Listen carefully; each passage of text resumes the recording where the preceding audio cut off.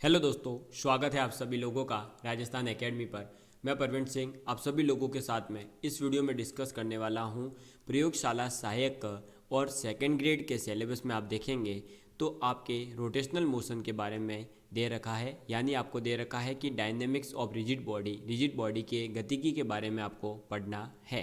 ठीक है, तो चलिए दोस्तों हम शुरुआत करते हैं आज के लेक्चर की। और कल तक मैंने आप लोगों को जो है रोटेशनल मोशन क्या होता है, ट्रांसलेशनल मोशन क्या होता है और उन दोनों का कॉम्बिनेशन क्या होता है इसके बारे में बता दिया था। अब इस चैप्टर की सबसे मेन चीज़, यहाँ हम ये कह सकते हैं कि इस चैप्टर का सबसे बेसिक जो हमें पता ही होना चाहिए, उसी से हमारे क्वेश्चन सॉल्व होंगे, वो है सेंटर ऑफ मास यानी द्रव्यमान केंद्र।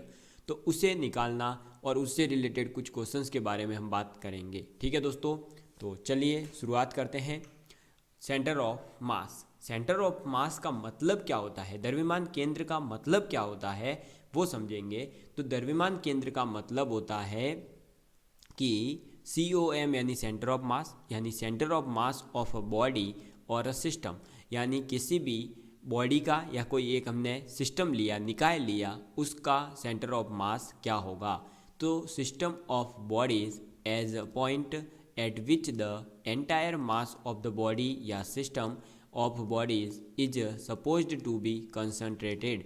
कहने का मतलब है कि आपका सेंटर ऑफ मास का मतलब होता है वो पॉइंट उस बॉडी में या सिस्टम ऑफ पार्टिकल्स में जिसके ऊपर हम ये सपोज कर सकते हैं कि जो उस बॉडी का एंटायर मास है वो कंसंट्रेटेड है, यानी उसी पॉइंट के ऊपर जो है क्या है, आपका पूरा का पूरा मास है उस बॉडी का। ठीक है, if all the external force acting on the body या system of bodies were to be applied at the centre of mass, the state of rest या मोशन ऑफ द बॉडी या system of bodies shall remain unaffected. कहने का मतलब है अगर आपने body के ऊपर कोई एक्सटर्नल फोर्स अप्लाई करा तो उससे जो सेंटर ऑफ मास की रेस्ट या मोशन में था वो, तो उसकी स्टेट के ऊपर किसी भी प्रकार से कोई प्रभाव नहीं पड़ता है।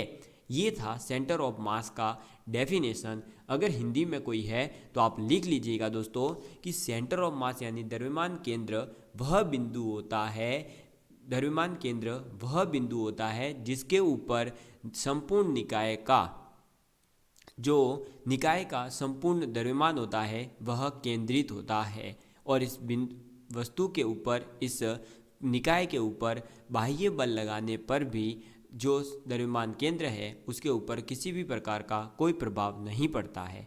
अब हम सीखेंगे सेंटर ऑफ मास पार्टिकल्स का निकालते कैसे हैं। ये तो एक डेफिनेशन हुई कि भाई कोई बॉडी या सिस्टम ऑफ पार्टिकल्स है या बॉडीज़ है, उसके जो मास है वो सपोज कर लिया कि कंसंट्रेटेड है किसी न किसी पॉइंट के ऊपर। ठीक है, लेकिन अब हम सीखेंगे कि इसको निकाला कैसे जाता है किसी भी सिस्टम के लिए।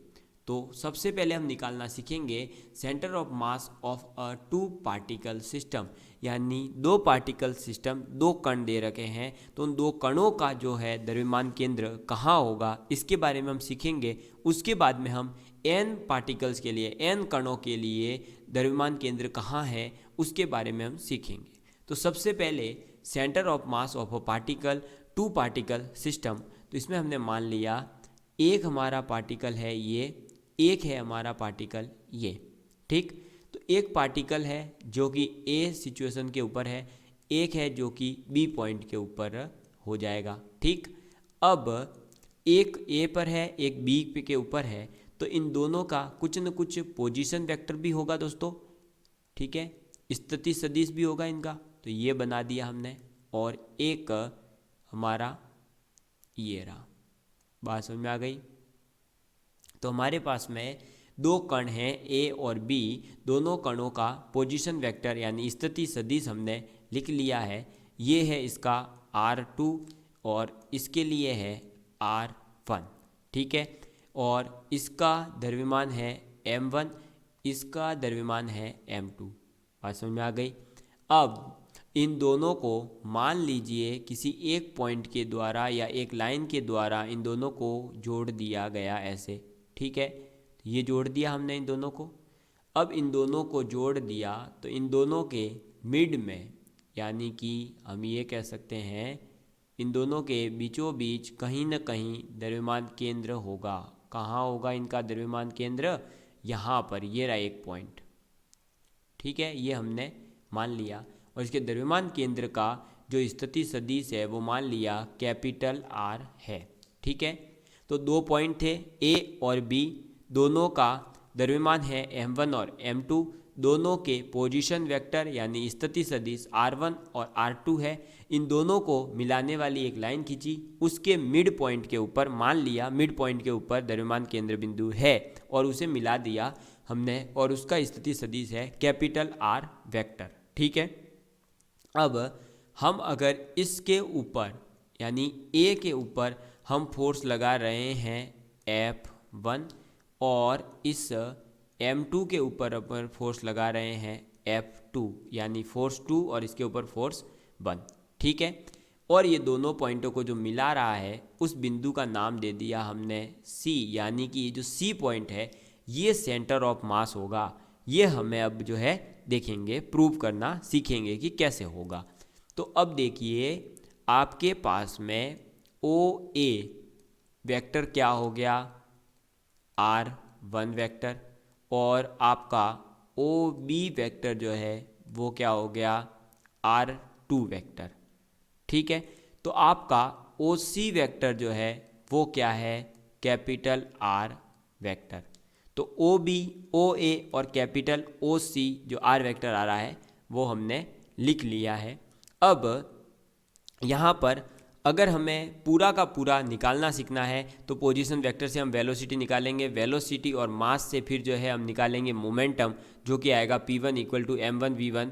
फिर वहाँ से हम जब इसका फॉर्मूला डेराइव करते हैं तो जो कैपिटल R वेक्टर है इसके इक्वल में आ जाएगा क्या? वो मैं डायरेक्ट लिखवा देता हूँ, आपको केवल यही याद रखना है, m1r1 प्लस m2r2 अपॉन में m1 प्लस m2 वेक्टर।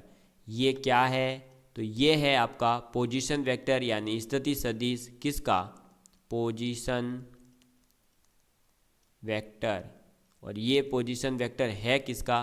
तो ये है आपके पोजीशन वेक्टर सेंटर ऑफ मास का। तो COM का पोजीशन वेक्टर जो है वो क्या है? m1r1 का m1r1 प्लस m2r2 अपॉन में m1 प्लस m2। तो बात समझ में आई आप लोगों को कि सेंटर ऑफ मास दो बॉडीज़ का अगर कोई 2 पॉइंट दे दिए उनका पूछेगा तो आप क्या करेंगे?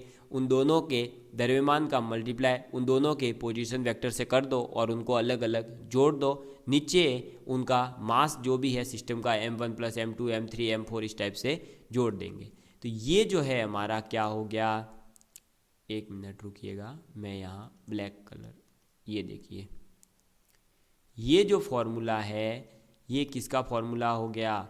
ये फॉर्मूला हो गया सेंटर ऑफ मास का।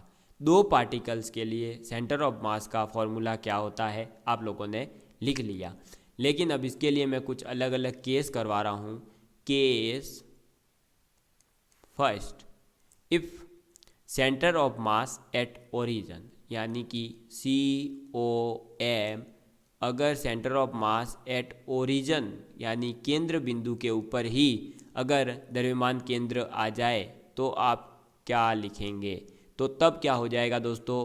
कैपिटल R वेक्टर बराबर हो जाएगा 0, यानी कि m1r1 vector plus m2r2 vector is equal to क्या हो जाएगा? 0। ठीक है, तो यहाँ से क्या आ जाएगा? m1r1 vector is equal to minus m2r2 vector. ठीक है, तो r2 vector is equal to हम क्या लिख सकते हैं? माइनस m1 अपॉन में m2 इंटू r1 वेक्टर। बात समझ में आ गई? तो r2 वेक्टर इक्वल टू क्या हो जाएगा? Minus m1 upon m2 into r1। यहाँ से हम ये कह सकते हैं कि सेंटर ऑफ मास ऑफ किसी भी 2 सिस्टम के दो पार्टिकल्स दे रखे हैं, उन दोनों का जो सेंटर ऑफ मास होगा वो हमेशा हमेशा कहाँ होगा? जो स्ट्रेट लाइन है उन दोनों को जोड़ रही उसी के ऊपर होगा। तो हम ये कह सकते हैं कि जो हमारा सेंटर ऑफ मास होता है वो हमेशा कहाँ होगा? दो पार्टिकल्स को जोड़ने वाली लाइन जो होगी उसी स्ट्रेट लाइन के ऊपर होगा। बात समझ में आ गई। दूसरा, अगर हम मैथमेटिकली देखें तो इससे हमें ये पता चलता है, ये माइनस साइन के साथ है, तो हम ये कह सकते हैं कि आपका सेंटर ऑफ मास जो है वो डिवाइड करता है इंटरनली लाइन ऑफ जॉइनिंग को, जो दो पार्टिकल्स की लाइन ऑफ जॉइनिंग है उसको इंटरनली डिवाइड कर देता है इन्वर्स रेशियो में। किसके इन्वर्स रेशियो में? मासेस का जो उनका इन्वर्स रेशियो है उसी रेशियो में। ठीक। और केस 2 आपको जो याद रखना है यहाँ पर, वो केस 2 आपको याद रखना है कि अगर मास जो है वो दोनों पार्टिकल्स का इक्वल हो जाए, यानी m1 और m2 इक्वल होकर के किसी m एक मास के इक्वल हो जाते हैं, तो आप ये कह सकते हैं कि कैपिटल R यानी जो सेंटर ऑफ मास का पोजीशन वेक्टर होगा वो क्या हो जाएगा? R1 प्लस R2 अपॉन में 2। कहने का मतलब हुआ पोजीशन वेक्टर जो अलग अलग मासेस का है उन दोनों का मीन जो है आप निकाल लेंगे। मीन यानी हम ये कह सकते हैं कि उनका माध्य निकाल लेंगे, दोनों का प्लस कर देंगे और 2 का डिवाइड कर देंगे, तो हमारे पास में क्या आ जाएगा? पार्टिकल्स का जो पोजीशन वेक्टर होगा किसके लिए? सेंटर ऑफ मास के लिए, वो हमारे सामने आ जाएगा R1 प्लस R2 अपॉन में 2। ठीक है। अब हम आगे एक और केस ले लेते हैं। पहले 2 के लिए हमने बात कर ली, अब हम बात करेंगे centre of mass of a system of n particles. n particles का अगर कोई सिस्टम हो, यानी अभी तो 2 कण की बात करी थी, 2 कण की जगह 3 कण हो सकते हैं, 4 कण हो सकते हैं, 5 कण हो सकते हैं, तो हमने मान लिया कि n कणों के लिए हम जो है एक फॉर्मूला डेराइव कर लेते हैं। कितने कणों के लिए? n कणों के लिए। तो उन n कण के लिए अगर हम फॉर्मूला निकाल लेंगे तो फिर हमें पता चल जाएगा कि भाई अलग अलग के लिए क्या करना होता है। तो n कणों के लिए अगर आपको फॉर्मूला निकालना है तो आप डायरेक्ट याद रखिएगा दोस्तों, मैं आपको लिखवा देता हूँ। n कणों के लिए जो पोजीशन वेक्टर होगा डायरेक्ट ही आप लिख सकते हैं क्या? Summation of i equal to 1 to i equal to n, m1 या mi ri वेक्टर अपॉन में समीशन ऑफ i, एक minute, summation of i is equal to 1 to i is equal to n of mi। ठीक है। तो centre of मास उनके लिए, कौन से सिस्टम के लिए? जब आपके पास में पार्टिकल्स कितने हो, n पार्टिकल्स दे रखे हैं, तो उसमें जो सेंटर ऑफ मास होगा वो क्या हो जाएगा? Summation of i is equal to 1 से आप स्टार्ट करेंगे और n पार्टिकल्स के जो भी पोजीशन वेक्टर्स हैं उन सब का मल्टीप्लाई करते हुए चलेंगे और नीचे उन सभी के मासेस को अलग अलग तरीके से आप जोड़ देंगे, यानी m1 m2 m3 m4 सबको अलग अलग जोड़ दीजिए और उनका डिवाइड कर देंगे। तो सिस्टम ऑफ पार्टिकल्स का आपने सेंटर ऑफ मास निकालना सीख लिया है, उसकी पोजीशन निकालना सीख लिया है कि कहाँ क्या दे रखा होता है। समझ में आ गई बात? अब मैं आप लोगों को करवा देता हूँ क्वेश्चन, जिसके माध्यम से आपको ये समझ में आ जाएगा कि हाँ कैसे क्वेश्चन पूछे जाते हैं। ठीक है।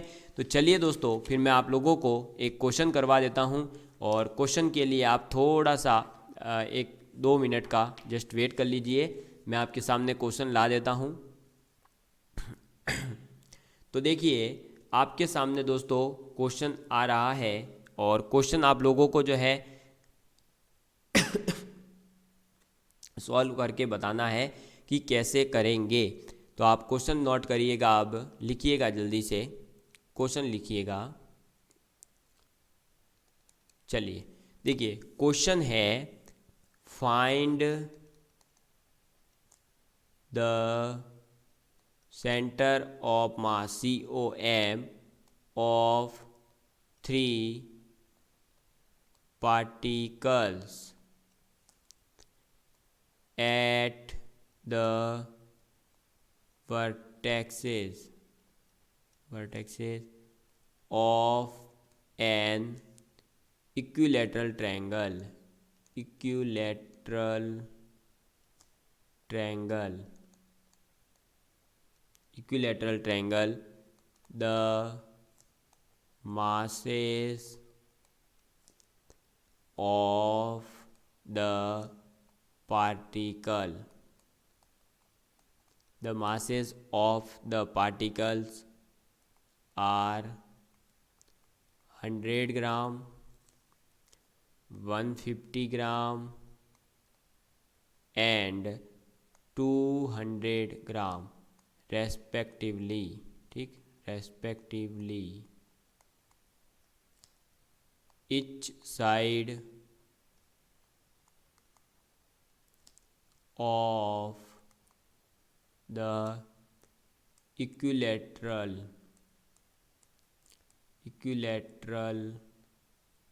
एक मिनट, ये कुछ फास्ट हो गया, तो इक्विलैटरल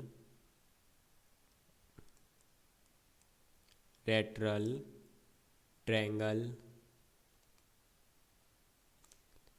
इज 0.5 मीटर लॉन्ग।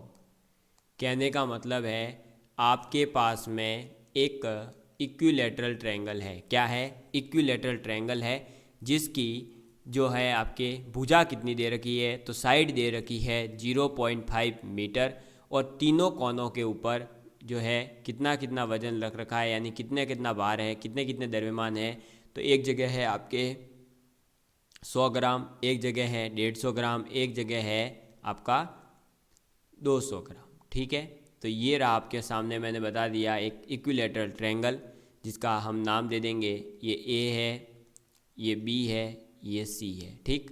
यहाँ हमने रख दिया कितना कितना रख रहे हैं हम, मान लो यहाँ हमने रखा 100 ग्राम, यहाँ हमने रख दिया 150 ग्राम, और यहाँ रख दिया 200 ग्राम, ठीक है। ये हमने रख दिया है। अब ये जो इनकी सबकी साइड है वो कितनी है दोस्तों, तो वो साइड है 0.5 मीटर, ये भी कितनी है 0.5 मीटर, ये कितनी है 0.5 मीटर। समझ में आ गई बात। लेकिन हमारे पास में इसका पोजीशन वेक्टर, यानी जो इसका सेंटर ऑफ मास होगा वो यहाँ कहीं होगा, ऐसा मिड में हम ऐसा मान रहे हैं, अभी ऐसा यहीं होगा, ये ज़रूरी नहीं है। लेकिन ये ट्रायंगल जो हमने बनाया, तो इसमें हमारे पास पोजीशन वेक्टर हम कहाँ से लाए भाई, एक्स जो हमारे पास R1 R2 R3 चाहिएगा, यहाँ 3 है, तो हम R1 R2 R3 के लिए क्या करेंगे कि इस डायग्राम को हम अगर ग्राफ में बनाते हैं, कहाँ पर, ग्राफ में, तो देखिए ग्राफ में बनाने के लिए मैं क्या करूँगा कि हमारे पास में ये रहा, ठीक है, ये रहा, मैं इसको छोटा भी करूँगा बाद में। ये देखिए, अब इसी के ऊपर अगर हम जो है ट्रायंगल बना देते हैं, और ट्रायंगल मान लीजिए हमने लिया येलो कलर में, और ट्रायंगल बना देते हैं हम, ऐसा करते हैं, मैं ही बना देता हूँ, एक सेकेंड, इसको छोटा कर देता हूँ पहले, ताकि ये पूरा का पूरा क्वेश्चन आ जाए। देखिए ऐसे क्वेश्चन ही आप लोगों से पूछे जा रहे हैं, आप लोग अगर लास्ट ईयर का पेपर उठा के देखेंगे तो ये देखिए, अब इसके ऊपर हम बना देंगे एक ट्रायंगल। ये बना दिया हमने एक ट्रायंगल, ठीक है, ये क्या बना दिया, ट्रायंगल बना दिया। ये जो पॉइंट माना ये होगा हमारा ओरिजिन, क्योंकि 0,0 और 0,0 के ऊपर हमने कुछ बार रखा, फिर इसी को मान लो आप ए पॉइंट। अब हम आ गए बी पॉइंट के ऊपर, जहाँ जो है आपका एक्स तो क्या हो जाएगा दोस्तों, या इसके रेस्पेक्ट में हम निकालना होगा अब हमें, यहाँ से और यहाँ से, ठीक है। और ये पॉइंट अभी हम निकाल रहे हैं, ये सी पॉइंट के जो कोऑर्डिनेट होंगे वो कितने हो जाएंगे, 0.5 थी भुजा, और ये 0, ठीक। अब ये इक्विलैटरल ट्रायंगल है, तो ये जो है इसका मिड पॉइंट होगा, यानी कि ये जो डी बिंदु है उसके कोऑर्डिनेट क्या होंगे, तो उसके कोऑर्डिनेट होंगे 0.25, 0, यानी कि हमारा इसके अंदर जो एक्स कोऑर्डिनेट आएगा वो आएगा 0.25, और जो इसका वाई कोऑर्डिनेट होगा, यानी ये वाला जो कोऑर्डिनेट होगा वो हो जाएगा 0.25√3।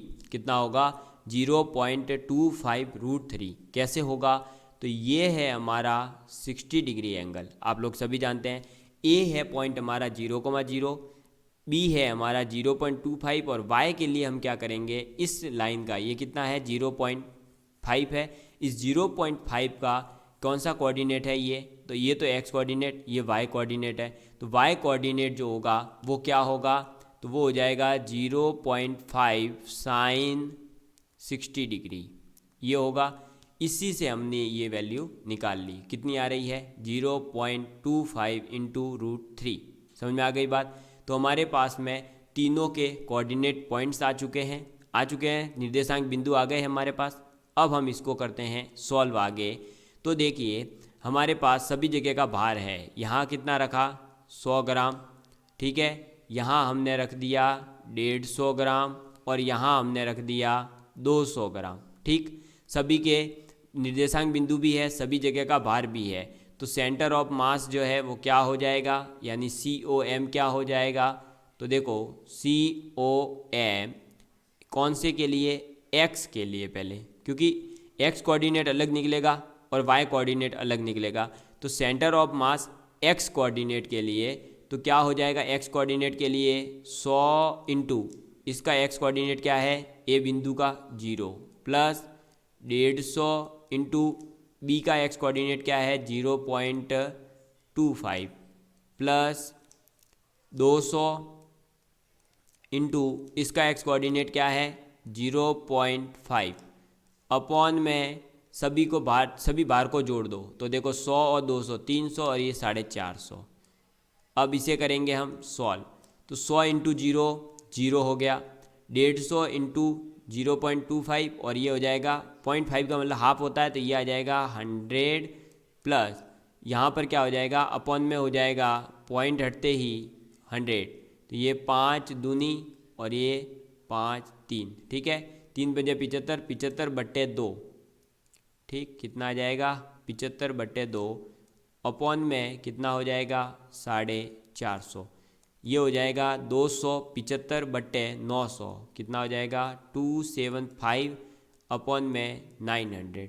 जब आप इसे भी काटेंगे तो ये कटेगा 5 अपॉन में 18 मीटर, ठीक। तो जो x कोऑर्डिनेट आएगा सेंटर ऑफ मास का, ये यहाँ पर कहीं होगा बीच में मिडल में, तो वो जो आएगा कितना आएगा 5 अपॉन में 18। ऐसे ही centre of mass y coordinate के लिए क्या हो जाएगा, उसी प्रकार से 100 into y coordinate 0 plus 150 into 0.25 into √3 plus 200 into 0, ठीक है, अपॉन में तो वही आएगा 450। अब ये भी हो गया 0, ये भी हो गया 0, ये बचा, यहाँ से हो जाएगा नीचे 100, तो ये कट जाएगा, तो ये कितना आ जाएगा, ये वापस से वही आएगा कितना 75/2, यानी कि हम ये कह सकते हैं 75√3/900, ये आएगा। इसकी काटापीटी करेंगे तो इसको जब आप काटेंगे तो ये देखिए कट रहा है ना, 15 से काट दीजिए, 15 पंजे 75 और ये 15 चिंग 90, ये कटेगा कितना आ जाएगा 5 से 5 एकम 5 5 दूनी 12, यानी कि आ जाएगा √3 अपॉन में 12।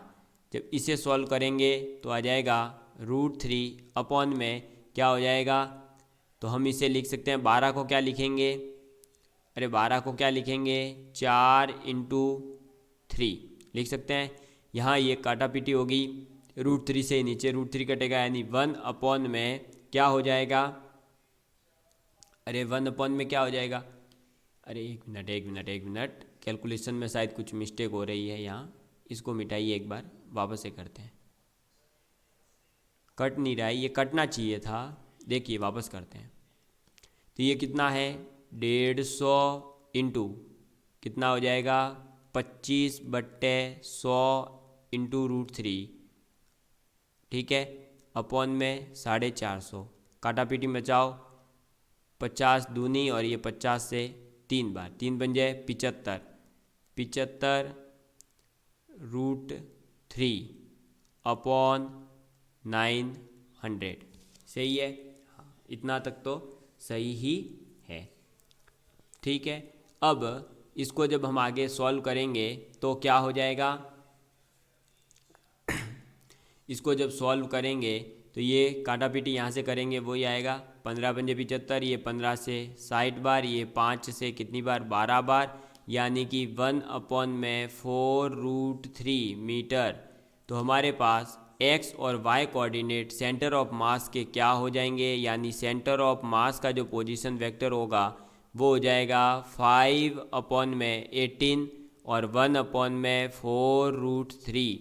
इस प्रकार से सेंटर ऑफ मास आपको निकालना आना चाहिए, क्योंकि ऐसा क्वेश्चन आप लोगों से पूछा गया है। आप अगर लास्ट ईयर का क्वेश्चन पेपर उठा कर देखेंगे तो अभी तो हमने पोजीशन वेक्टर निकालना सीखा है, अब हम आगे सीखेंगे सेंटर ऑफ मास की वेलोसिटी का निकालना, फिर उसके बाद में एक्सेलरेशन निकालना, ये सब भी हम सीखेंगे। ठीक, तो ये क्वेश्चन समझ में आ गया। क्या करना है, पोजीशन वेक्टर निकालना सीख लीजिए आप, फिर उसका मास से मल्टीप्लाई करना आना चाहिए और उसमें मास का डिवाइड करना आना चाहिए। अब मैं आपको यहाँ डायरेक्ट फार्मूले लिखवा रहा हूँ, वो फार्मूले आप लिखेंगे तो वेलोसिटी क्या, गति या वेग सेंटर ऑफ मास का, यानी वेलोसिटी ऑफ सेंटर ऑफ मास यानी द्रव्यमान केंद्र का अगर वेग पूछेगा तो आप क्या करेंगे, तो v, ये मैं मिटा देता हूँ, क्या लिखेंगे आप, v सेंटर ऑफ मास यानी cm इज इक्वल टू सीधा सा जिस प्रकार से आपको पोजीशन वेक्टर में याद रखना है m1 r1 vector plus m2 r2 vector की जगह यहाँ हो जाएगा v1 v2 अपॉन में m1 प्लस m2, और n के लिए भी आपको यही करना है, यानी कि m1 v1 plus m2 v2 upon m1 plus m2 plus m3 v3 upon m1 m3 m4 m5 ऐसे ही चलता रहेगा। ठीक है, तो ये है वेलोसिटी ऑफ सेंटर ऑफ मास, यानी जिस प्रकार से आपने पीछे निकालना सीखा था पोजीशन वेक्टर, उसी प्रकार से आप एक्सेलरेशन वेलोसिटी भी निकाल सकते हो। तो आज हमने क्या पढ़ा, सेंटर ऑफ मास क्या होता है किसी भी बॉडी का, तो वो एक बिंदु होगा जिसके ऊपर ये मान लेते हैं कि उस पूरी बॉडी का जो द्रव्यमान है वो केंद्रित है।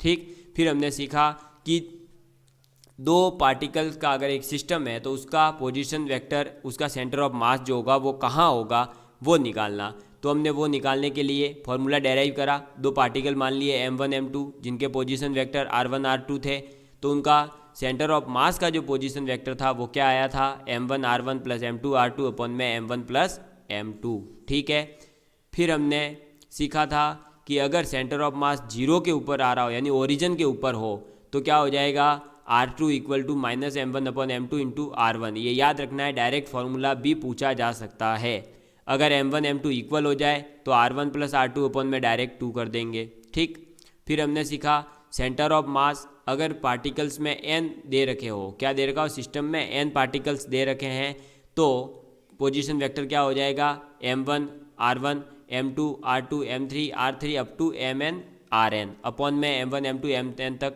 जोड़ देंगे और डिवाइड करेंगे। ठीक, ये फॉर्मूला याद रखना है। फिर मैंने आपको ये क्वेश्चन करवा दिया कि एक कोई आपका ट्रायंगल दे रखा है, उस ट्रायंगल के तीनों वर्टेक्सेस के ऊपर हमने एक जगह 100 ग्राम, एक जगह 150 ग्राम, एक जगह 200 ग्राम भार के अनुसार जो है क्या रख दिया है, पॉइंट के ऊपर भार रख दिए हैं। और ये जो इक्विलेटरल ट्रायंगल है यानी समबाहु त्रिभुज है, इसकी भुजा कितनी है, 0.5 मीटर। तो अब हमें क्या करना है, इन तीनों पॉइंटों की डिस्टेंस निकालनी है ओरिजिन से। तो ए बिंदु को मान लिया ओरिजिन के ऊपर है, बी बिंदु की कितनी हो जाएगी, तो हमने त्रिभुज वाला कॉन्सेप्ट लगा करके कर लिया, और सी वाले की बिंदु की जो है कितनी हो जाएगी 0.5 और 0। अब पोजीशन वेक्टर भी आ गया तीनों बिंदुओं का, और तीनों की जगह बाहर जो जो रखे हैं वो भी आ गए। तो सेंटर ऑफ मास का direct formula m1 r1 m2 r2 plus m3 r3 upon में m1 m2 m3 कर दिया। तो x के लिए आप अलग निकालेंगे, y के लिए आप अलग निकालेंगे, और जो x, y दोनों निकल जाएंगे वो दोनों क्या कहलाएंगे, सेंटर ऑफ मास। यानी इस बिंदु के ऊपर इस पूरे के पूरे त्रिभुज के जो सिस्टम बन रहा है भार को मिलाने पर, उसका द्रव्यमान केंद्र कहाँ होगा, 5/18 और 1/4 इंटू √3 के ऊपर। इसी प्रकार से ये तो था पोजीशन वेक्टर के लिए। अगर आप लोगों से सेंटर ऑफ मास की वेलोसिटी पूछ लेता तो आप फॉर्मूला क्या यूज करते हैं, m1v1, यानी r की जगह आपको वेलोसिटी पूछिए तो वेलोसिटी पुट करके आंसर निकालेंगे। समझ में आ गई बात। अब हम इसी से संबंधित कुछ आगे और क्वेश्चंस करेंगे और कुछ जो है ऑब्जेक्ट होते हैं जैसे कि डिस्क है, रिंग है, एक स्ट्रेट रॉड है, उनके फिक्स होते हैं फॉर्मूले, तो वो फॉर्मूले भी मैं आपको सेंटर ऑफ मास वाले याद करवाऊंगा कल। ठीक है, चलिए दोस्तों आज के लिए इतना ही, मिलते हैं कल की क्लास में। धन्यवाद।